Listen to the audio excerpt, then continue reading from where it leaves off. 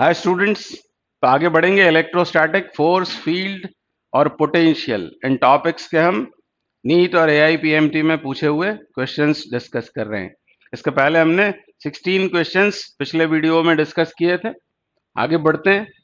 ये एआईपीएमटी 2014 में पूछा हुआ क्वेश्चन बहुत ही आसान है। A conducting sphere of radius capital R is given a charge Q. The electric potential and electric field at the center of the sphere respectively are। तो आपने ध्यान से पढ़ा होगा, बगैर कुछ किए आप इसका आंसर बता सकते हैं, मेंटली भी आप इसको सॉल्व कर लेंगे। तो ये है वो स्फीयर, और ऐसा बोला है कि इस स्फीयर को प्लस क्यू चार्ज दिया है और इसकी रेडियस कितनी है, वो है कैपिटल आर। हमसे पूछा क्या है? हमसे पूछा है सेंटर ऑफ द स्फीयर पर पोटेंशियल और इलेक्ट्रिक फील्ड की वैल्यू कितनी होगी। तो आपको याद दिलाता हूं मैं कि किसी कंडक्टिंग स्फीयर के सरफेस पर पोटेंशियल कितना होता है। सरफेस पर होगा वो के Q upon capital R, volt. के की जगह 1/4πε0 आप सब्सटीट्यूट कर लेंगे। और अंदर किसी पॉइंट पर पोटेंशियल उतना ही होता है जितना कि सरफेस पर हो। V in for a conductor is equal to V surface. इस प्रॉपर्टी से आप बता सकते हैं कि यहाँ पोटेंशियल होगा के क्यू अपॉन आर, और के सब्सटीट्यूट कर लेंगे 1/4πε0। तो क्यू अपॉन 4πε0 आर, ये हो गया पोटेंशियल। और क्योंकि ये कंडक्टर है तो अंदर फील्ड होती है जीरो, गॉस लॉ में आपने पढ़ा हुआ है। तो फील्ड जीरो होगी और पोटेंशियल उतना ही होगा जितना कि सरफेस पर है। तो ये आंसर सूटेबल है, ऑप्शन बी इज करेक्ट। अगला क्वेश्चन करेंगे, क्वेश्चन नंबर 15 एआईपीएमटी 2014 में पूछा हुआ। क्या बोल रहे हैं हमसे? In a region the potential is represented by v x Y z 6x minus 8xy minus xy plus 6yz। तो किसी रीजन में पोटेंशियल एक्स वाई और जेड कोऑर्डिनेट्स के साथ किस तरह वेरी हो रहा है, ये हमसे बताया हुआ है mathematically. Where v is in volts and xyz are in meters, the electric force experienced by a charge of 2 coulomb situated at point 111। ये कोई पॉइंट दिया हुआ है, मतलब उसके कोऑर्डिनेट्स दिए हुए हैं, और इस पॉइंट पर कोई चार्ज रखा हुआ है 2 कूलम का।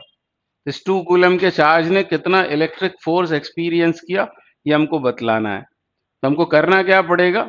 हमको इस पॉइंट पर 111 पर हमको निकालनी पड़ेगी फील्ड, और उसमें चार्ज का हम कर देंगे मल्टीप्लाई। ये आपने इलेक्ट्रोस्टैटिक्स में पढ़ा हुआ है। जिस पॉइंट पर फील्ड हो ई, वहां क्यू चार्ज रख दें तो फोर्स आता है क्यू ई के बराबर। ये वेक्टर फॉर्म में लिखी हुई इक्वेशन है। क्यू यदि पॉजिटिव होगा तो फील्ड की डायरेक्शन में फोर्स एक्सपीरियंस करेगा, और यदि वो नेगेटिव है तो फील्ड से ऑपोजिट डायरेक्शन में वो फोर्स एक्सपीरियंस करेगा। तो बेसिकली हमको ई फाइंड आउट करना है। अब हमको वी की इक्वेशन दे रखी है, तो वी की इक्वेशन क्या दे रखी है? इक्वेशन बहुत पॉपुलर है, बार बार आता है। क्या बोला हमसे? 6x minus 8xy minus 8y plus 6yz। ये दिया है वी की इक्वेशन। हम ई फाइंड करेंगे, और ई फाइंड करना है तो आप उसको ब्रेक करके करो। हमेशा ऐसा करना चाहिए आपको। ई एक्स निकालेंगे पहले कि इलेक्ट्रिक फील्ड एक्स कोऑर्डिनेट के साथ किस तरह से चेंज हो रही है। तो उसके लिए हमें पार्शियल डिफरेंशिएशन करना पड़ता है इस इक्वेशन का। इसमें हम x को वेरिएबल और बाकी दोनों y और z को मानेंगे कांस्टेंट। मतलब इस इक्वेशन को with respect to x differentiate करेंगे, assuming y and z to be constant. इस बात को ध्यान में रख के पहले हम निकालेंगे ex। तो ये माइनस साइन जरूर आपको ध्यान देना चाहिए, ये माइनस छूट गया तो फिर गड़बड़ हो जाएगी। तो माइनस साइन पहले से आ रहा है और आप इसे डिफरेंशिएट करें मन ही मन में। तो डी डी एक्स 6x, तो 6 कांस्टेंट है, बाहर आ जाएगा, डी एक्स विल बी 1। अब इधर आएंगे तो 8 is constant, y is constant. तो जब इसका डी डी एक्स ले रहे होंगे तो 8y बाहर आएगा, माइनस ऑलरेडी आ रहा है, और dx अपॉन dx वो 1 हो जाएगा। अब ये तो पूरी चीज ही कांस्टेंट है, y is constant as well as 8 is constant, ये पूरा कांस्टेंट है। 0 y z 6 all are constant, ये भी 0। तो सब खत्म होकर ये आ गया आपके पास में x, यानी x किस तरह वेरी हो रहा है वो हमको ये इक्वेशन बतला रही है। अब निकालेंगे हम ई वाई। तो ई वाई के लिए क्या करेंगे? Delta V upon delta Y करेंगे, मतलब विद रिस्पेक्ट टू वाई इसको डिफरेंशिएट करेंगे, assuming X and Z to be constant. तो ये क्या है कांस्टेंट, ये तो खत्म, ये ऑलरेडी यहाँ माइनस आ रहा है, इसको नहीं भूल जाएं। अब इसको करेंगे तो अब y वेरिएबल है, x तो कांस्टेंट है, तो -8x बाहर आएगा और dy 1 बन जाएगा, तो -8x। फिर इसकी बात करें तो -8 बाहर आएगा, -8 बाहर आएगा और dy हो जाएगा 1 के बराबर, dy upon dy will be 1, यानी कितना हो जाएगा -8। और इसको मैंने क्यों छोड़ दिया, क्योंकि इसको मैंने गलती से छोड़ दिया है, इसको रखना है पड़ेगा मुझे, क्योंकि y तो कैसा है, y हमारा वेरिएबल है और z कांस्टेंट है, z यदि कांस्टेंट है तो 6z ये बाहर आएगा और dy 1 बन जाएगा। ऐसी गलती आपसे भी हो सकती है, तो बहुत सावधानी से करें, तीनों को अलग अलग करें, एक साथ करने की जल्दी नहीं करें, आंसर तो आ जाएगा आपका। अब क्या करना है हमको, अब ये करना है dv अपॉन dz, एक्चुअली इसको कहते हैं डेल्टा, पार्शियल डिफरेंशिएशन का ये केस है। इसको करें तो माइनस तो पहले से आता है, फिर ये क्या है कांस्टेंट, क्योंकि जब हम z के रेस्पेक्ट में करते हैं तब हम x और y को कांस्टेंट सपोज करते हैं, तो दिस इज कांस्टेंट, ये भी कांस्टेंट है, दोनों जीरो, ये भी कांस्टेंट, ये भी जीरो, ये बचेगा सिर्फ 6y बाहर आएगा, dz 1 बन जाएगा, यानी ये हुआ 6y। ये बड़े इत्मीनान से पहले निकाल लें तीनों को, उसके बाद बात करें हम ई की।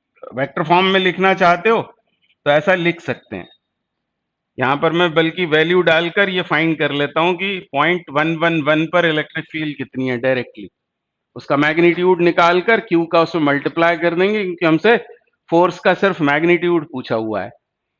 तो यहां पर हम पहले निकालते हैं ई की वैल्यू, ये कोऑर्डिनेट सब्स्टिट्यूट करके, तो यहाँ 1 डालेंगे तो 6 -8 मतलब -2, और ये माइनस ऑलरेडी आ रहा है, तो ये पॉजिटिव बन गया 2, और डायरेक्शन के वास्ते इसमें आई कैप लगा देते हैं।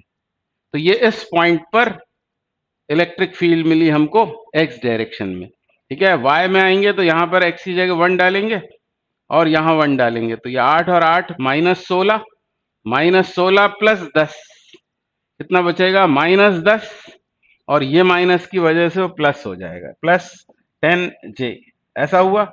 और इसमें आएंगे तो y की जगह 1 सब्स्टिट्यूट करने पर -6 k। इलेक्ट्रिक फील्ड यदि पूछी होती तो ये होता हमारा आंसर, पर हमसे तो आगे भी कुछ पूछा हुआ है, वैसे इलेक्ट्रिक फील्ड का मैग्नीट्यूड कितना होगा। तो वेक्टर्स में आपने पढ़ा हमको करना क्या, i, j और k तीनों के कोएफिशिएंट्स की स्क्वेयरिंग करनी है, उनको ऐड करके उसका स्क्वायर रूट ले लेना है। तो 2 मतलब 4 और 10 मतलब 100, और ये हो गया 36, तो टोटल में हो जाएगा 140। और फिर जाएंगे हम ऑप्शंस पर, ऑप्शंस में आप देख रहे हैं ये दोनों की पॉसिबिलिटी बन रही, क्योंकि ये इसका आपको ये परफेक्ट स्क्वायर नहीं है, इसलिए इसके फैक्टर्स करके स्क्वायर रूट निकालना पड़ेगा। तो 2 से यदि मैं डिवाइड कर दूं इसको तो 2 × 70 लिखूंगा, और फिर आगे लिख सकता हूं उसको 2 × 2 × 35। ऐसे सोचें तो 2 और 2, ये तो 2 बन के बाहर, अंदर बचेगा √35।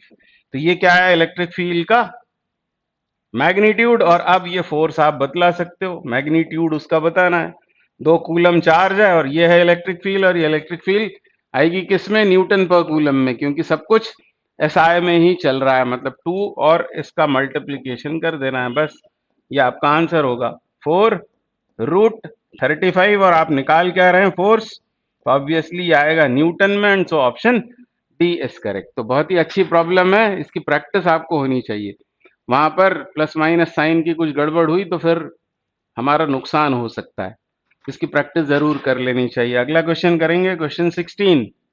क्या बोल रहे हैं यहाँ, ABC are 3 points in a uniform electric field, ये शो की हुई है, यहाँ लाइंस ऑफ फोर्स दिखाई हुई हैं यूनिफॉर्म फील्ड की। तो यूनिफॉर्म इलेक्ट्रिक फील्ड की लाइंस ऑफ फोर्स होती हैं पैरेलल इक्वी डिस्टेंट, जैसा कि यहाँ दिखाई दे रहा है, मतलब ये जो फील्ड शो की हुई है ये है constant uniform field, uniform field है। तो हमसे पूछ क्या रहे हैं, electric potential is, electric potential is, 3 points दिखाए हुए A, B और C, और इनके पोटेंशियल्स का कंपैरिजन किया हुआ है। तो एक प्रॉपर्टी काम आ रही है, आपको पता होगा कि इलेक्ट्रिक फील्ड की डायरेक्शन में पोटेंशियल डिक्रीज होता है। इस स्टेटमेंट को रट लेना चाहिए। क्या बोला मैंने? Potential decreases. इतना यदि याद आ जाता है आपको, potential decreases in the direction of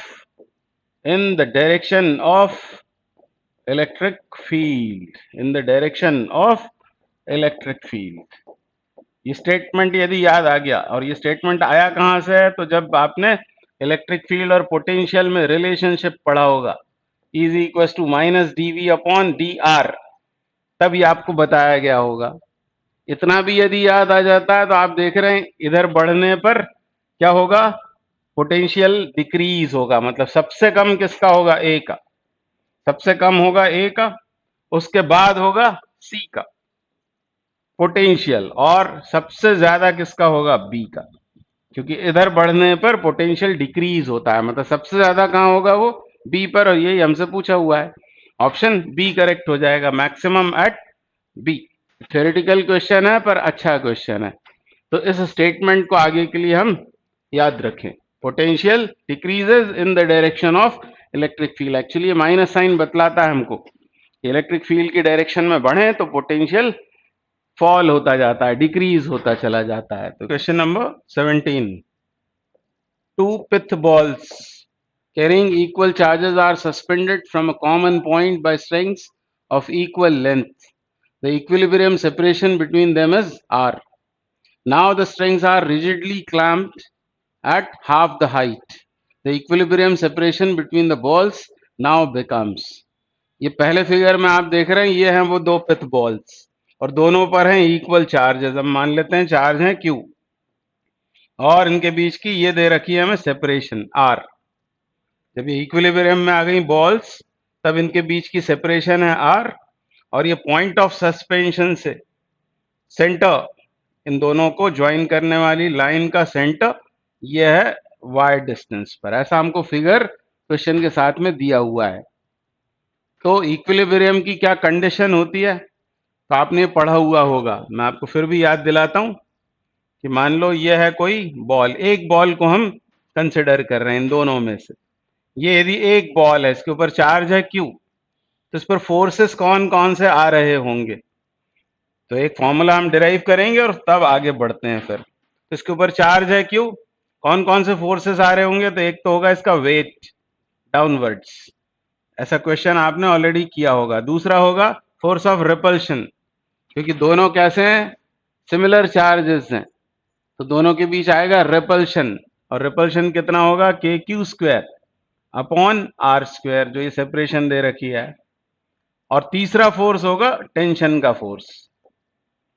और यदि ये बॉल इक्विलिब्रियम में, मतलब इन तीनों का वेक्टर एडिशन, ये तीनों फोर्सेस हैं, तीनों का वेक्टर एडिशन होगा 0।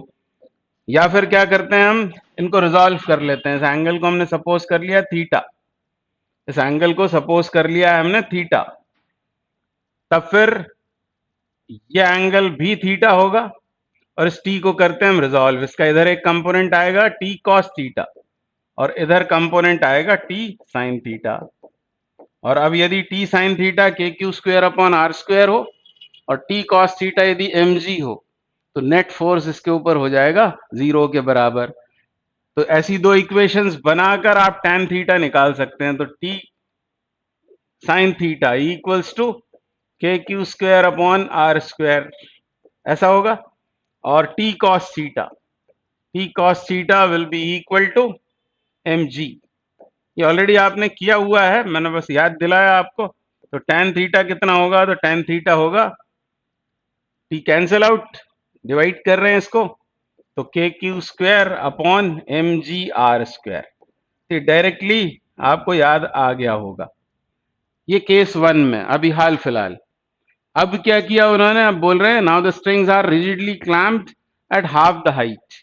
पहले हाइट कितनी थी? y, तब उससे आधी हाइट पर, ये दिख रहा है y/2, आधी हाइट पर अब उसको सस्पेंड किया है स्ट्रिंग्स को, मतलब पॉइंट ऑफ सस्पेंशन अब यहां आ गया, y/2 हाइट पर आ गया वो। तो क्या बोल रहे हैं? The equilibrium separation between the balls now becomes. तो हम मान लेते हैं इनके बीच की सेपरेशन हो गई आर डैश, तो हमको आर डैश फाइंड आउट करना है। यदि ये हाइट y/2 है तब कौन सी चीजें नहीं बदलेंगी, क्योंकि फिर से ये इक्विलिब्रियम में आ गई ये बॉल, क्या क्या नहीं बदलेगा। तो आप मन ही मन में सोच सकते हैं कि क्यू तो नहीं बदलेंगे, चार्जेस तो चेंज नहीं होंगे, फिर ये जो mg है ये भी चेंज नहीं होगा, ना तो क्यू स्क्वायर बदलेगा इक्विलिब्रियम की कंडीशन में और ना ही mg बदलेगा, k भी नहीं बदलेगा क्योंकि ये तो कांस्टेंट है।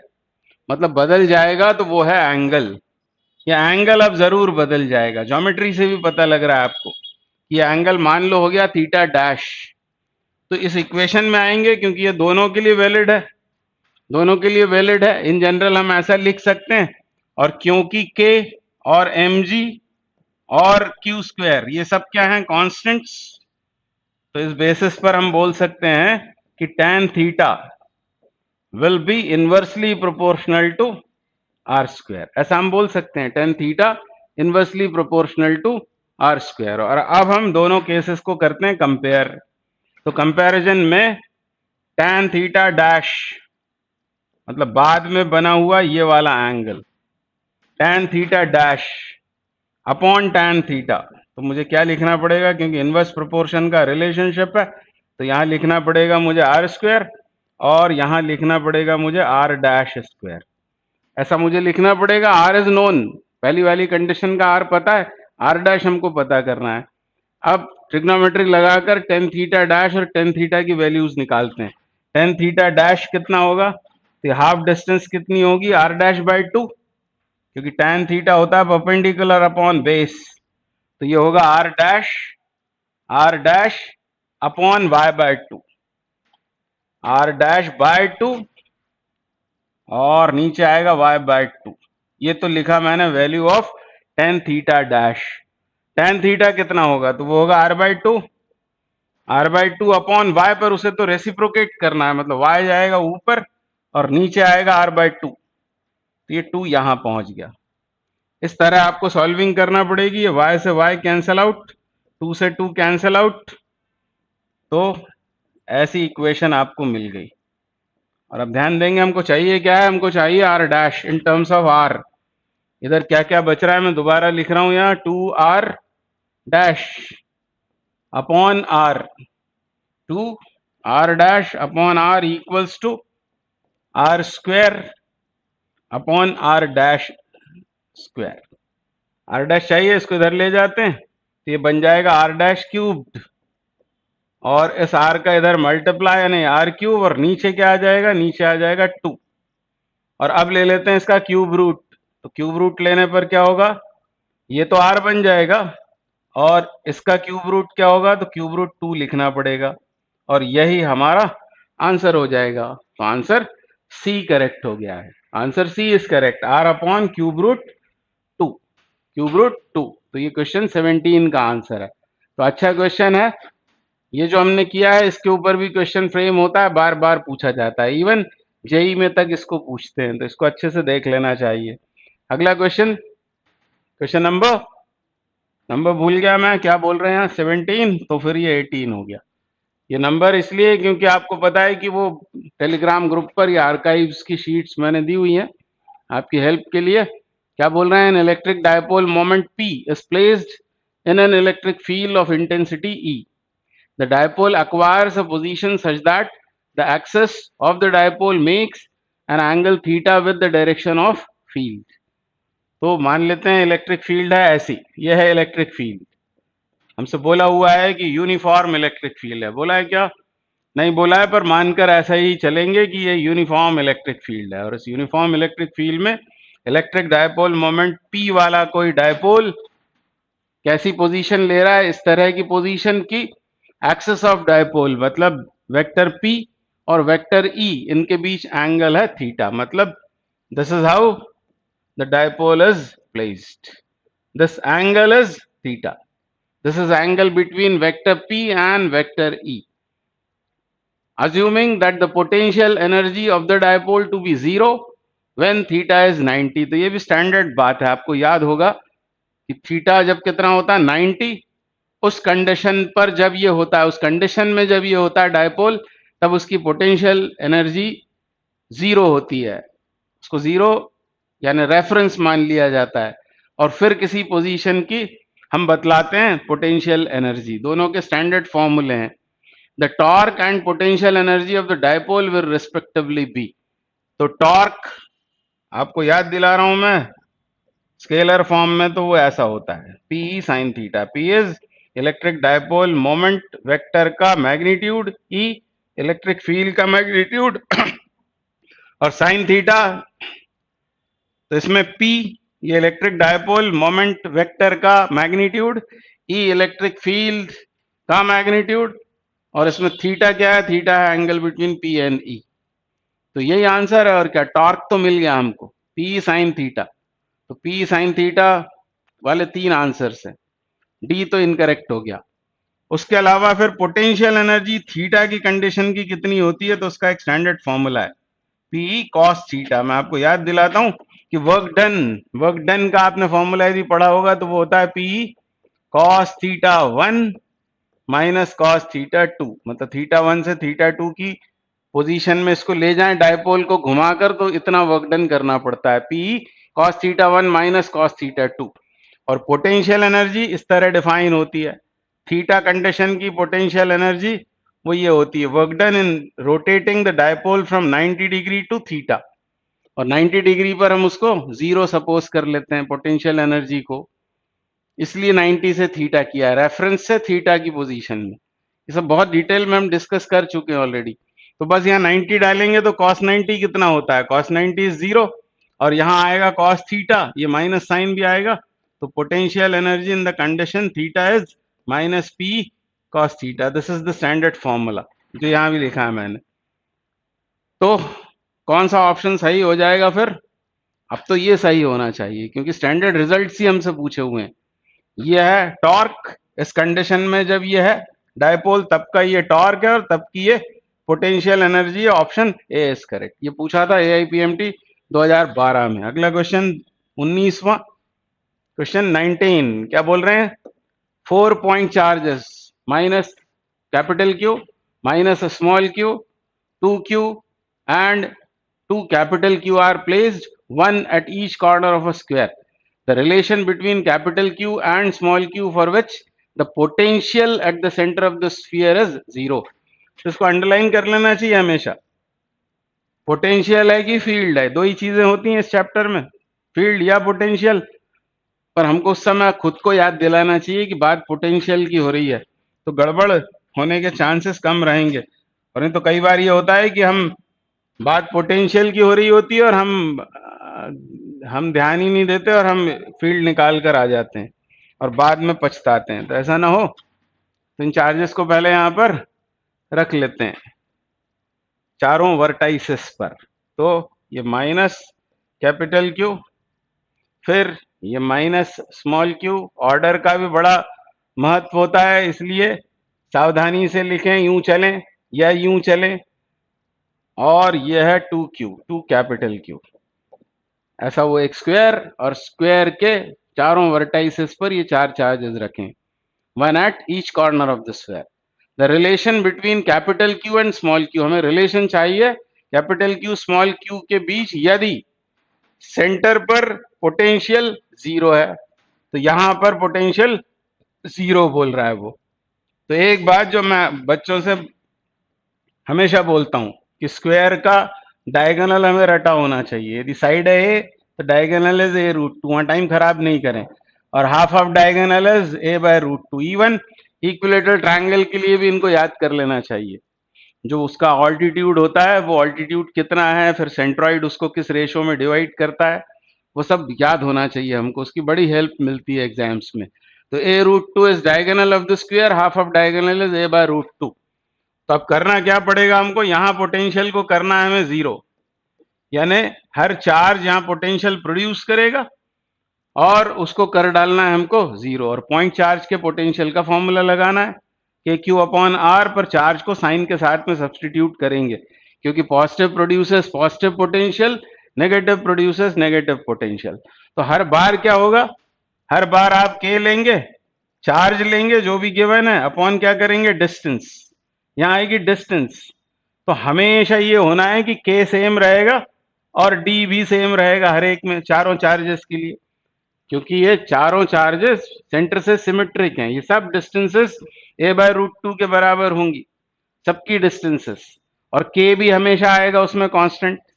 तो ये सब कॉमन आएगा और वो आप ऐड करोगे, जैसे ये है a, ये है b, ये है c, ये है d, तो va plus vb plus vc plus vd at centre, सभी में क्या आएगा k, सभी में d आएगा, कॉमन आएगा। और उधर आपने आरएचएस में 0 किया है तो उसको ट्रांसफर करने पर वो सब खेल खत्म, यानी आपको चार्जेस को साइन के साथ में जोड़ना है बस। चार्जेस को साइन के साथ जोड़ेंगे तो पहला चार्ज -q, दूसरा +2q, तीसरा +2 कैपिटल Q, और चौथा -Q इक्वल्स 0। यही तो रिलेशन हमें चाहिए था। ये कितना हुआ कैपिटल Q, ये कितना होगा, तो ये होगा प्लस स्मॉल q, और उसको उधर ले जाएंगे तो वो -q हो जाएगा। This is the relation which we need. तो ऑप्शन ए करेक्ट हो जाएगा, यानी बहुत कुछ करना नहीं होगा, सिमेट्री की वजह से आसान हो जाएगा ये प्रॉब्लम। तो क्वेश्चन 19 किया अभी हमने। क्वेश्चन 20 क्या बोल रहे हैं, what is the flux through a cube of side A if a point charge of q is at one of its corner। CBSE AIPMT 2012। एक क्यूब है और उसके एक वर्टेक्स पर, वर्टेक्स कितने होते हैं क्यूब में, 8 वर्टेक्स होते हैं, 8 वर्टाइसेस। तो एक वर्टेक्स पर एक चार्ज प्लेस्ड है, हमको बताना है इस क्यूब से एसोसिएटेड फ्लक्स कितना होगा। इसको गॉस लॉ से आप सॉल्व कर सकते हैं, और वो भी लॉजिक से। करना क्या पड़ेगा, इस क्यूब के चारों तरफ इसी तरह के मतलब आइडेंटिकल क्यूब सपोज करने पड़ेंगे। कितने, तो कई सारे, ताकि ये चार्ज उन क्यूब्स से बने हुए लार्जर क्यूब के सेंटर पर आ जाए। आपने ध्यान से सुना होगा। तो एक क्यूब मैंने यहां सपोज कर लिया, जैसे यहां सपोज कर लिया, एक क्यूब मैंने यहां बना लिया, एक क्यूब मैं यहां बना लूंगा, ऐसे मैं 3 तो ऊपर रख रहा हूं क्यूब्स, पर अभी ये सेंटर में नहीं आया। अभी ये कितने क्यूब हो गए, 4। इसी तरह से 4 इस तरफ रखूंगा। मैं किसी और कलर से एक बना के आपको दिखा देता हूं, ऐसा इमेजिनेशन करना है। ये एक ऐसा क्यूब देख रहे होंगे आप, ऐसा एक क्यूब इधर, इसी तरह का एक नीचे, इसी तरह का इधर एक, कुल मिला के 8 क्यूब्स बन जाएंगे, ताकि ये चार्ज आ गया सेंटर पर। और ये हो जाएगी गॉसियन सरफेस, क्यूब जो बड़ा वाला बन गया है, 8 क्यूब्स मिलकर जो क्यूब बना, उसकी साइड कितनी हो जाएगी, तो साइड हो जाएगी उसकी, क्योंकि एक क्यूब की साइड हमें ए दी थी, तो ये जो बड़ा क्यूब बनेगा इसकी साइड कितनी हो जाएगी, 2a के बराबर। पर उस साइड से कोई लेना देना नहीं है हमको। ये क्यूब बन गया, और क्यूब यदि बन गया तो आपने पढ़ा हुआ है गॉस लॉ में कि फ्लक्स होता है चार्ज जो अंदर एनक्लोज्ड है अपॉन एप्सिलॉन नॉट। ऐसा होगा, उस बड़े क्यूब का फ्लक्स ये हो जाएगा phi upon Q, phi is equal to Q upon epsilon not, Gauss theorem से, बड़े क्यूब का। और इस बड़े क्यूब में, या ये बड़ा क्यूब बना है 8 छोटे क्यूब से, तो ये इक्वली डिवाइड हो जाएगा, क्योंकि उस बड़े क्यूब के लिए, हर फेस के लिए, हर क्यूब के लिए ये चार्ज है सिमेट्रिक। तो 8 इक्वल पार्ट्स में इस फ्लक्स को डिवाइड हो जाना है, तो हर एक से इतना एसोसिएटेड हो जाएगा, Q upon 8 epsilon naught, and so option B is the correct answer. तो स्टैंडर्ड रिजल्ट है, तो इसको याद रखने में बुराई नहीं है। अब क्वेश्चन 21 क्या बोल रहे हैं, a charge capital Q is enclosed by a Gaussian surface of radius capital R. If the radius is doubled, then the outward electric flux will be. Theoretical question है, इसका आंसर है remain the same। आप जानते भी होंगे, मान लो ये एक स्फीयर है और ये है वो चार्ज कैपिटल Q। यदि आपसे पूछें कि बताओ इस स्फीयर से एसोसिएटेड फ्लक्स कितना है, तो आप बोलेंगे charge enclosed upon epsilon not, ये होगा फ्लक्स एसोसिएटेड। अब इसको ही चार्ज को मान लो हम किसी क्यूब में ट्रांसफर कर दें, तो कितना होगा क्यूब से एसोसिएटेड फ्लक्स, वो भी इतना ही होगा। यदि इसको डबल रेडियस के स्फीयर में शिफ्ट कर दें तो कितना होगा, उतना ही होगा। क्योंकि गॉस थ्योरम तो ये कहती है कि फ्लक्स के लिए क्या देखना होता है, हमें कितना उस वो जो क्लोज सरफेस है, गॉसियन सरफेस है, उसके अंदर कितना चार्ज प्रेजेंट है, और उसको हम एप्सिलॉन नॉट से डिवाइड कर देते हैं। मतलब गॉसियन सरफेस का ना तो शेप ना साइज, वो कोई भी मायने यहाँ नहीं रखता है ना। कोई भी शेप हो, कोई भी साइज हो, हमें तो देखना है कितना चार्ज अंदर प्रेजेंट है और उसको एप्सिलॉन नॉट से डिवाइड कर देना है। तो कोई फर्क नहीं पड़ेगा यदि उसको डबल रेडियस के किसी स्फीयर में हम ट्रांसफर कर देंगे, शिफ्ट कर देंगे, तब भी आउटवर्ड इलेक्ट्रिक फ्लक्स उतना ही रहेगा। थ्योरेटिकल क्वेश्चन है पर अच्छा क्वेश्चन है।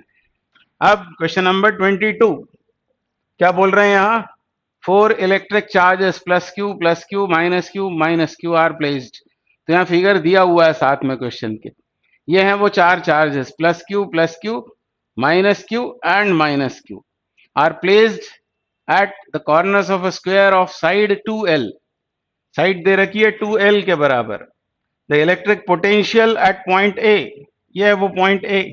मैं दोबारा भी अभी बना देता हूं इसको। पॉइंट A पर हमें चाहिए इलेक्ट्रिक पोटेंशियल। तो जैसा मैं कहता हूं बार बार कि इसको अंडरलाइन कर लो तो गड़बड़ नहीं होगी। Midway between the two charges plus Q and plus Q. तो मैं दोबारा यहां ड्रॉ करके इसको सॉल्व करता हूं, फिर देखते हैं इसका आंसर क्या आता है। थोड़ा कैलकुलेशन रहेगा पर घबराने की बात नहीं है। आप यदि आराम से इसको सॉल्व करेंगे सब्र के साथ में तो हो जाएगा, और हड़बड़ी करेंगे तो गड़बड़ी होगी।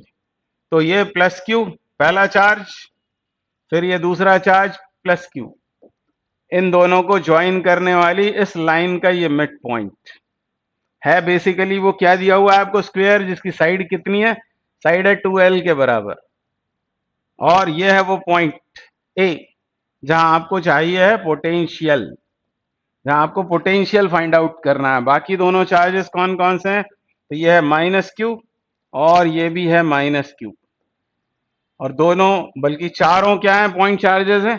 तो पॉइंट चार्जेस के लिए पोटेंशियल कितना होता है, तो वो होता है KQ/R। बस ये फॉर्मूला आपको याद आना चाहिए, फिर K की वैल्यू आप बाद में भी डाल सकते हो। तो हर चार्ज यहां पर पोटेंशियल प्रोड्यूस करेगा। अब थोड़ा लॉजिक लगाएं। आपको पता भी है कि positive produces positive potential, negative produces negative potential. तो पहले तो इनके कुछ नाम रख देते हैं, B, C, D और E।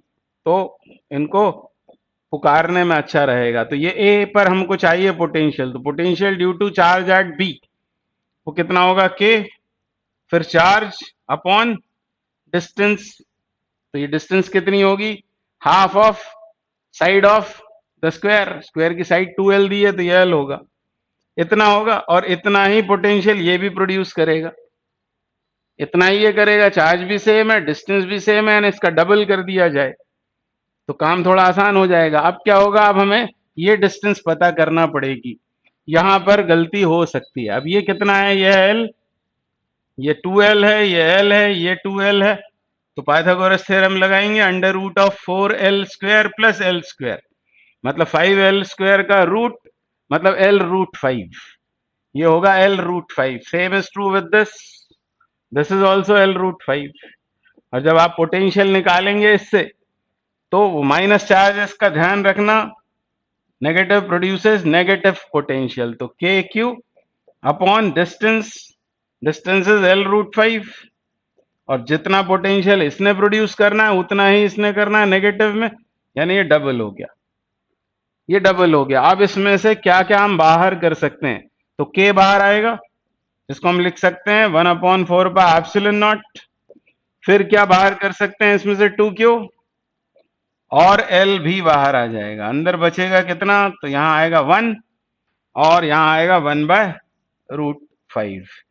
यानी आप सावधान रहते हुए आराम से यदि करेंगे तो गड़बड़ नहीं होगी, आप फटाक से आंसर तक पहुंच जाएंगे। 1/4πε0 2Q upon L into 1 - 1/√5। Option B is the correct answer. अगला क्वेश्चन करेंगे, क्वेश्चन नंबर 23।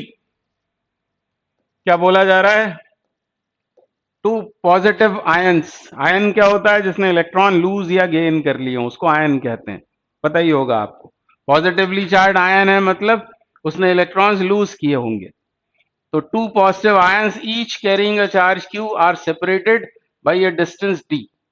दो आयंस हैं पॉजिटिवली चार्ज आयंस, तो मान लेते हैं कि दोनों पर चार्ज है प्लस क्यू चार्ज है दोनों के ऊपर।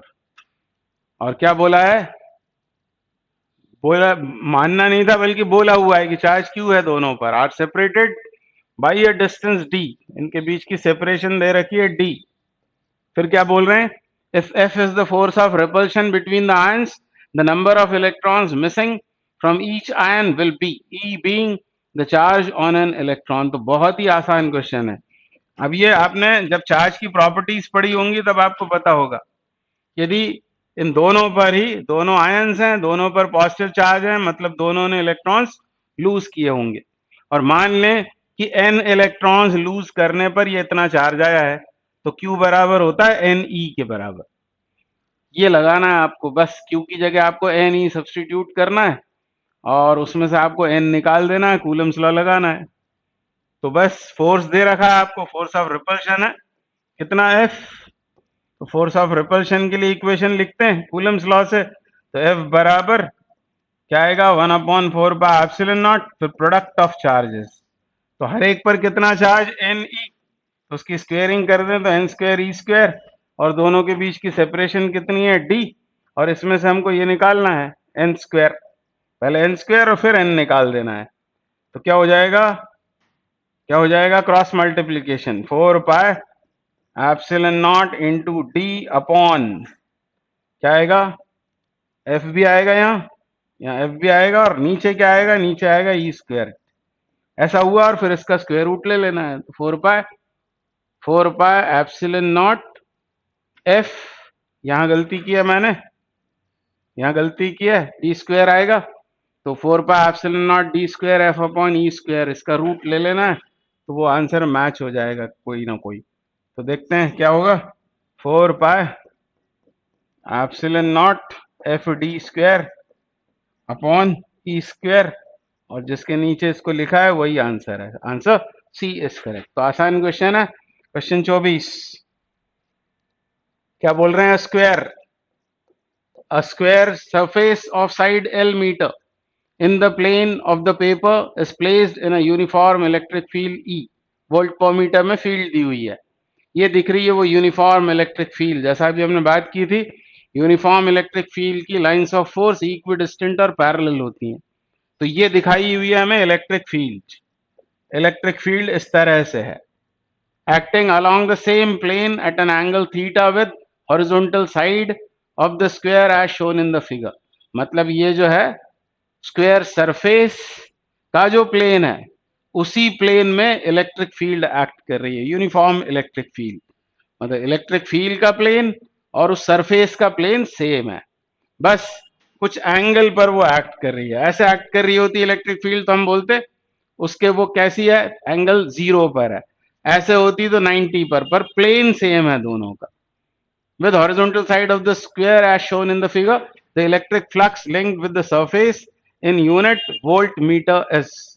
तो वोल्ट इंटू मीटर ये फ्लक्स की यूनिट होती है, ऐसा यूनिट इलेक्ट्रिक फील्ड की यूनिट वोल्ट पर मीटर दी है, स्क्वायर का साइड है L, हमको चाहिए इसका फ्लक्स। तो मैं आपको याद दिलाता हूं यूनिफॉर्म फील्ड्स के लिए फ्लक्स कितना होता है, तो वो होता है dot product of electric field and area vector, electric field vector and area vector.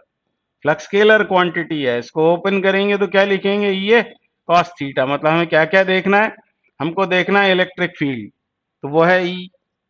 Area कितना है, तो एरिया होगा एल स्क्वायर, इलेक्ट्रिक फील्ड का मैग्नीट्यूड, एरिया का मैग्नीट्यूड, पर एरिया है वेक्टर क्वांटिटी।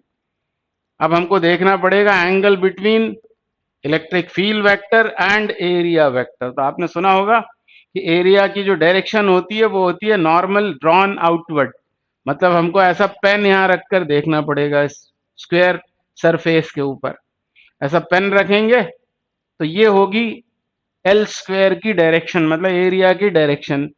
इसका मतलब इलेक्ट्रिक फील्ड के साथ एरिया वेक्टर ने 90 डिग्री का एंगल फॉर्म किया है, मतलब we use 90 degree here, cos 90 is 0 and everything will become 0।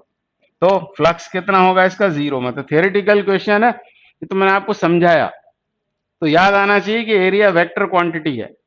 ये आपको पढ़ाया गया है 12th में, गॉस लॉ पढ़ते समय आपको ये बताया गया होगा कि area is a vector and it's direction is, या direction assigned to the area is normal drawn outward. तो बस थीटा 90 है और कॉस 90 जीरो होकर फ्लक्स जो है जीरो हो जाएगा। लॉजिक से भी सोचे, यदि ये सरफेस से पैरेलल यदि लाइंस ऑफ फोर्स जा रही हैं तो उसमें से पास तो हो ही नहीं रही होंगी, क्योंकि फ्लक्स का फिजिकल मीनिंग भी आपने पढ़ा हुआ है कि फ्लक्स मतलब number of electric lines of force crossing perpendicular to a surface. तो यदि वो पैरेलल जा रही हैं उससे, तो वो अंदर घुस ही नहीं रही होंगी, तो भी आप सोच के बोल सकते थे कि फ्लक्स तो जीरो होगा। And so option D is correct. अगला क्वेश्चन, क्वेश्चन नंबर 25, फिर से उसी तरह का क्वेश्चन आ गया। The electric potential at a point X Y Z is given by V is equals to minus x square y minus x z cube plus 4. The electric field E at that point is CBSE AIPMT 2009। तो हमको potential दिया हुआ है, हमको field पूछी है, तो पहले निकालते हैं हम ई एक्स। क्या करते हैं उसके लिए, minus sine del V upon del X, मतलब इस इक्वेशन को with respect to X differentiate करेंगे, assuming y and z to be constant. तो इसको डिफरेंशिएट करेंगे तो ये माइनस साइन पर जरूर ध्यान देना। फिर इसको डिफरेंशिएट करते समय y कांस्टेंट माना है हमने, ये बाहर आएगा, इस माइनस भी बाहर आएगा, और D D x x square जो 2x हो जाएगा। फिर इसको करेंगे, अब की बार कौन कांस्टेंट है, z, तो z क्यूब बाहर आ जाएगा माइनस साइन के साथ, और डी एक्स बन जाएगा 1। तो ऐसा बनेगा ये इक्वेशन। और फिर इस माइनस का अंदर मल्टीप्लाई कर दें तो ये क्या बनेगा, 2xy, और ये आएगा z क्यूब। इसको ब्रैकेट में लिखकर इसके साथ लगा देते हैं आई कैप।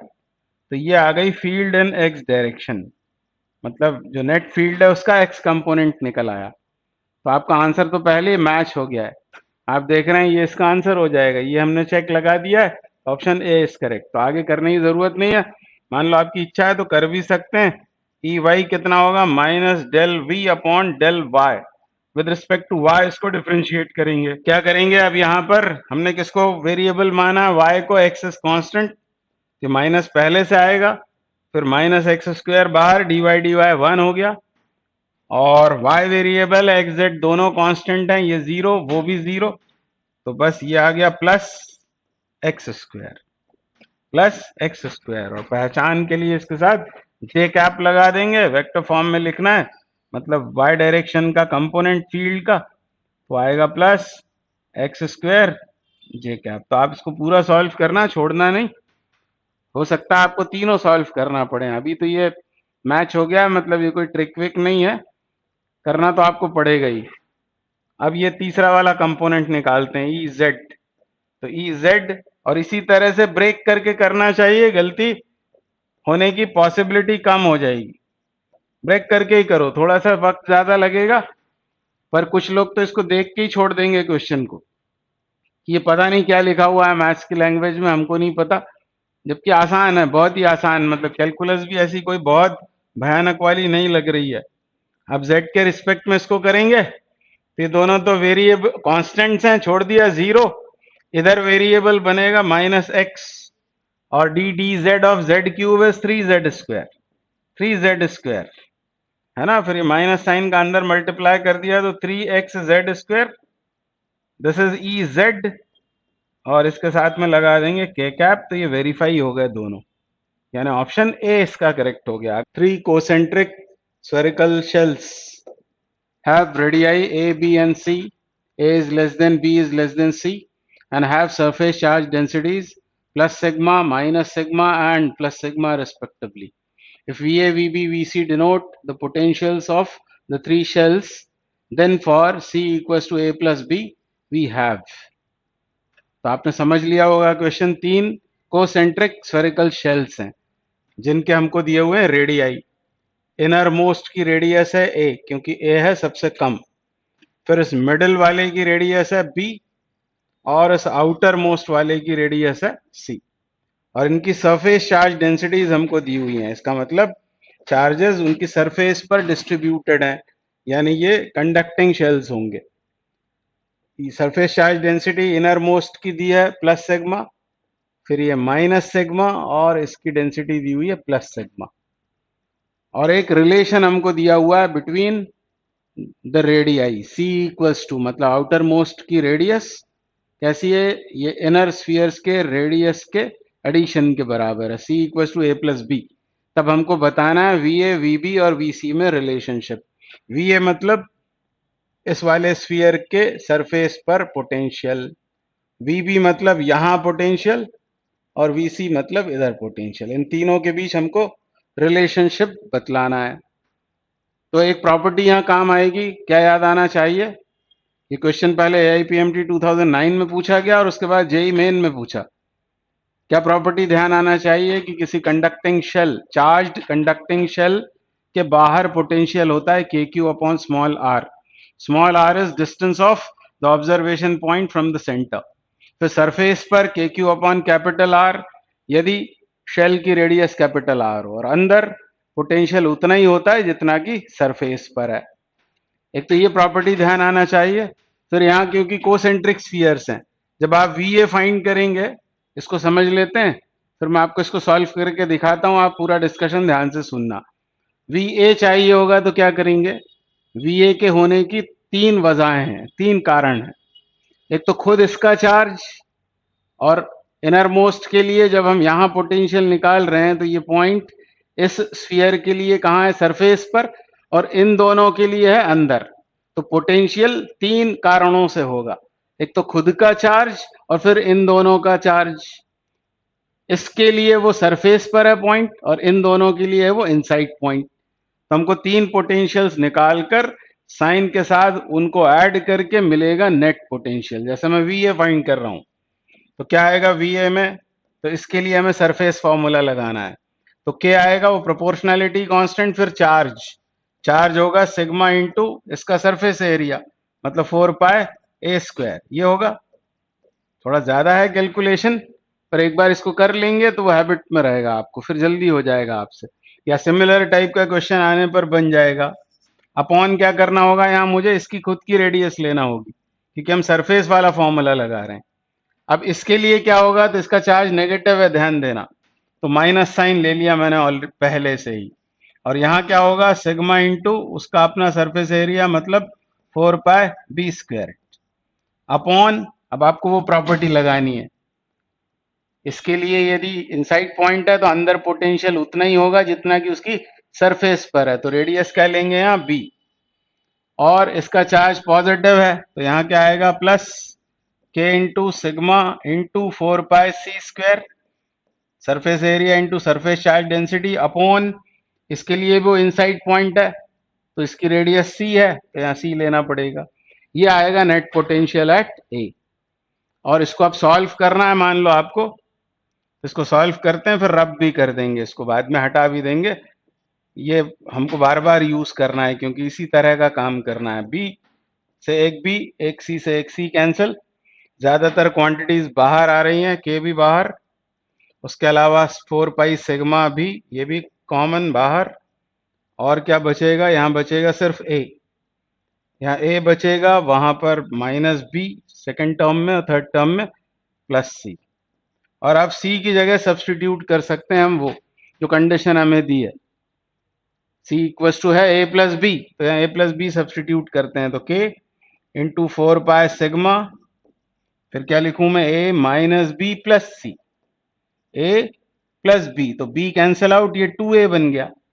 अब आप चाहो तो इसको पूरा लिख सकते हो, K को लिखेंगे 1/4πε0, तो यहाँ आएगा 4πε0, और ये मैंने जैसा कहा B कैंसिल आउट होकर यहाँ मिला 2A, तो ये 4π कैंसिल, यानी ये मिला सिग्मा इंटू ये sigma upon ε0 into 2A, and this is VA। इसको यहाँ लिख लेते हैं हम अलग से, फिर इसको मैं रब कर देता हूँ। VA कितना आ गया है, VA आ गया है 2A इंटू सिग्मा, या sigma into 2A upon ε0। This is potential on the surface of inner most sphere.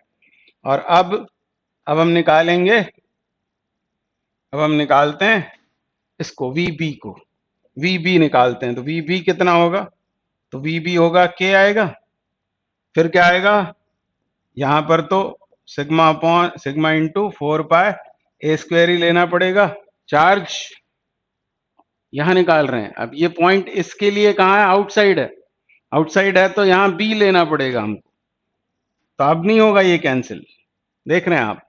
फिर यहां पर क्या होगा सेकेंड टर्म में, इसकी तो ये सरफेस पर का ही पॉइंट है इनर मिडिल वाले के लिए, तो सिग्मा इंटू 4 पाई B स्क्वायर अपॉन क्या आएगा B, और फिर थर्ड टर्म इसके लिए ये इनर है, इनसाइड है, तो इनसाइड के लिए फिर से सरफेस वाला ही फॉर्मूला लगाना होता है, तो यहां आएगा C स्क्वायर अपॉन C। समझ गए होंगे आप मेरी बात। अब यहाँ ये एक B कैंसिल हो रहा है, एक ये C कैंसिल आउट हो रहा है, फिर कॉमन क्या निकल कर आ रहा है, तो कॉमन निकल कर आ रहा है, क्या आएगा common, K common, sigma 4 pi common, 4 pi common, और यहां बचेगा ए स्क्वायर अपॉन B। फिर वहां से क्या मिलेगा हमको, एक B मिलेगा, एक B मिलेगा, और एक मिलेगा हमको वहां से C। ऐसा होगा सब कुछ, और यहां भी आप और सब्सटीट्यूशंस कर लेंगे 4 पाई के, तो सिग्मा अपॉन एप्सिलॉन नॉट बचेगा like this, sigma upon epsilon not. उसके अलावा ये आएगा, अब यहाँ C की जगह आप सब्सटीट्यूट करेंगे A प्लस B, तो B कट जाएगा, तो A square plus A upon B बच जाएगा, ये VB का वैल्यू हो गया, VB बराबर सिग्मा अपॉन एप्सिलॉन नॉट। और जैसा मैंने कहा कि C को सब्सटीट्यूट करेंगे, A प्लस B, आप बोर मत होना, इसको जरूर सॉल्व करना, ये आपको कभी भी आपको हेल्प कर सकता है, ये सब पूरा डिस्कशन, यही क्वेश्चन आ जाएगा या इस तरह का दूसरा आएगा, आपसे बन जाएगा, या ये कंडीशन आपको याद हो गई तो और अच्छा होगा। तो C की जगह डाल दिया A plus B, B cut गया, A बचा A square plus A B upon B, A square plus A B upon B, यानी this is not equal to VA, मतलब ये दोनों बराबर तो नहीं है, और ये दोनों बराबर नहीं है A और B, तो ये वाला आंसर तो मत टिक करना कभी भी, ये तो नहीं हो सकता आंसर, है ना। अब इनमें से कोई हो सकते हैं, अब तीसरा निकालना पड़ेगा, यदि इसका जवाब देना है या इसका जवाब देना है।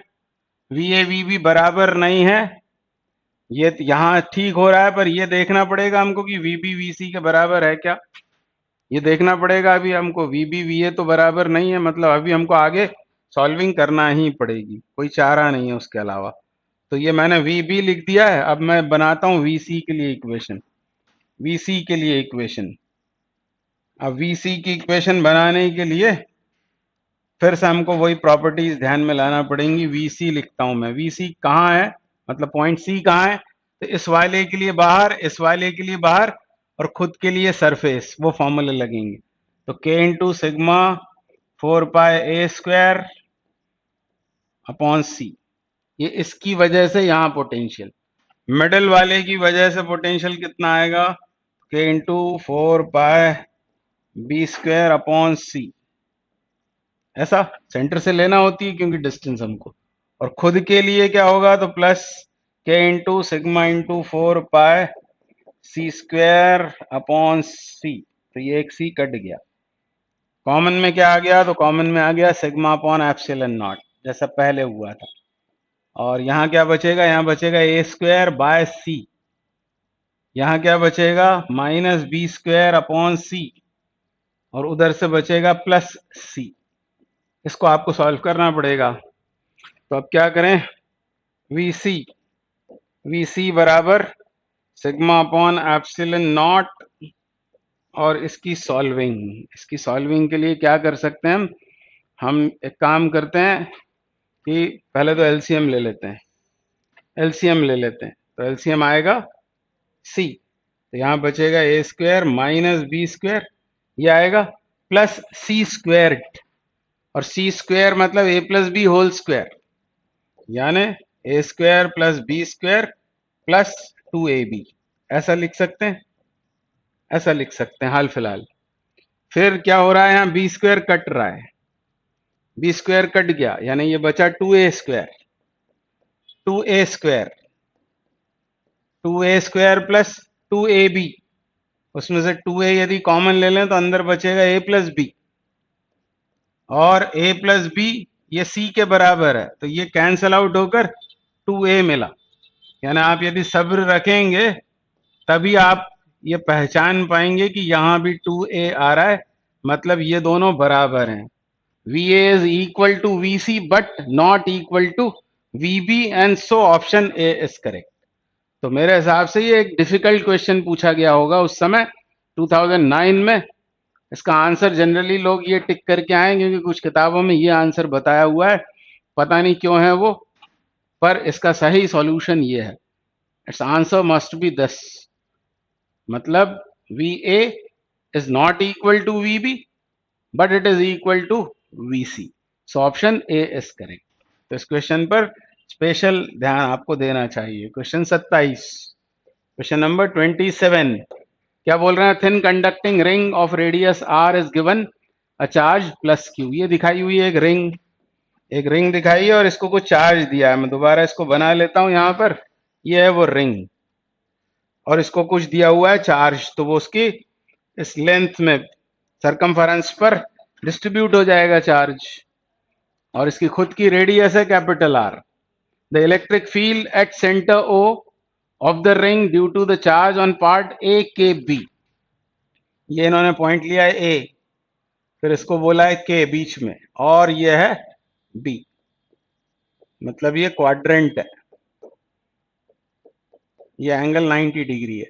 इसने यहां पर फील्ड जो प्रोड्यूस की, क्योंकि इस पर चार्ज प्रेजेंट है, चार्ज तो वैसे पूरी लेंथ पर प्रेजेंट है, इस पूरे सरकमफेरेंस पर चार्ज प्रेजेंट है, पर उसने बोला कि ए के बी, पार्ट ए के बी ने सेंटर पर यहां पर कितनी फील्ड प्रोड्यूस की, वो की ई। यदि मैं आपसे पूछता हूं कि ई कैसा होगा, ई का डायरेक्शन क्या होगा, तो आप आराम से बतला सकते हो कि ये होगी उसकी डायरेक्शन। इस पार्ट ने यहां जो फील्ड प्रोड्यूस की उसकी डायरेक्शन यही होगी, क्योंकि ये पॉजिटिव चार्ज है, आउटवर्ड हमने उसको शो कर दिया। इधर कहीं होगी वो फील्ड जो ए के बी ने प्रोड्यूस की, क्योंकि वो पॉजिटिवली चार्ज है।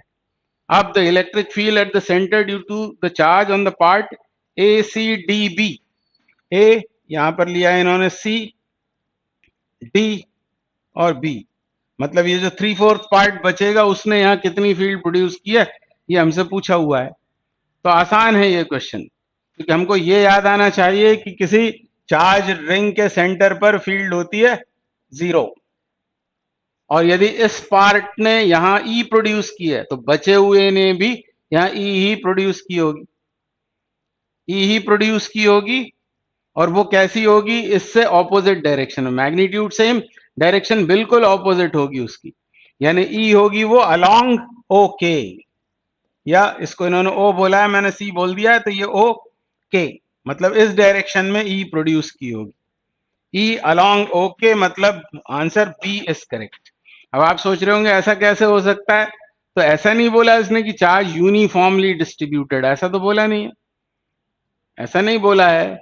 तो ये इसके चार्ज जो इधर प्रेजेंट है और इधर प्रेजेंट है वो भले ही बराबर ना हो, पर इस पार्ट ने यहां जो फील्ड प्रोड्यूस की आउटवर्ड, उतनी ही इसने इधर प्रोड्यूस की होगी, तभी फिर सुपरपोजिशन की वजह से सेंटर पर फील्ड 0 हो पाएगी।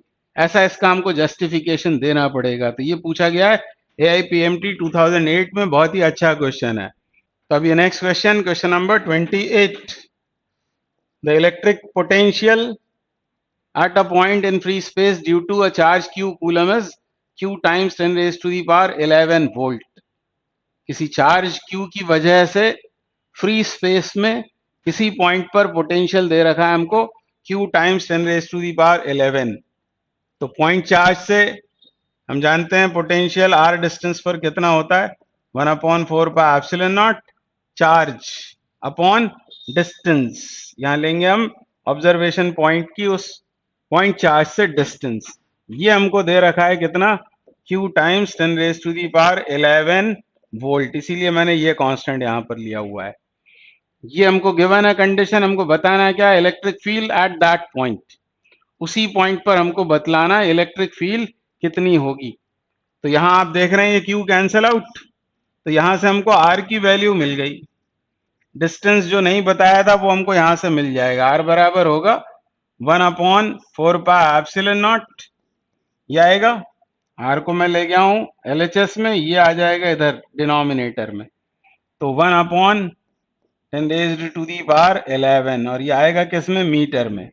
अब उसी पॉइंट पर उसी चार्ज से फील्ड कितनी होगी, तो फील्ड का फॉर्मूला लगा देंगे 1/4πε0, ये आएगा।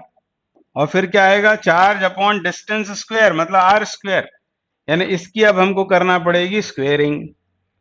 और स्क्वेयरिंग करने में क्या होगा, यहाँ डिनोमिनेटर में आप इसको लिखोगे, स्क्वेयरिंग करोगे तो ये दोनों ही स्क्वायर भी होंगे और ऊपर भी आ जाएंगे रेसिप्रोकेट होके, तो 4πε0 होल स्क्वायर। और यहाँ क्या आ जाएगा, 10⁻11 स्क्वायर मतलब 22 आ जाएगा, और चार्ज आपको कूलम में मिल जाएगा। अब ये एक 4πε0 एक कैंसल आउट, बस ये आपका आंसर हो गया।